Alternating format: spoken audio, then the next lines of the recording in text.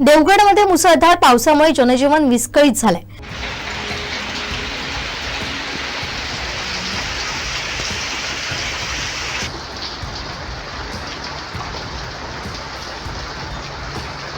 सतत पडणाऱ्या पावसामुळे जामसंडे तुळशी काटे येथील सीताराम भगवान कुमठेकर यांच्या घरावर माडाचं झाड पडून 23,500 एवढं नुकसान झालंय। फणसगाव येथील शुभलक्ष्मी काशीराम आडिवरेकर यांच्या घराच्या पडवीवर आंब्याचं झाड पडून जवळपास 50,000चं नुकसान झालंय।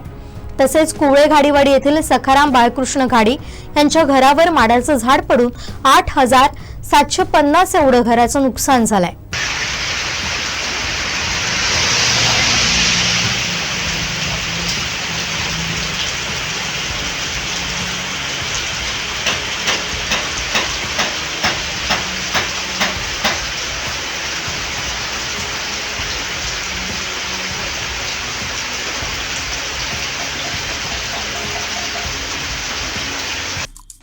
आमचे दिवसभरातले सर्व अपडेट्स, ताज्या घडामोडी आणि थेट लाईव्ह पाहण्यासाठी सबस्क्राइब करा, लाईक करा कोकणचं नंबर 1 महा चॅनल कोकण 7 लाईव्हचं YouTube चॅनल।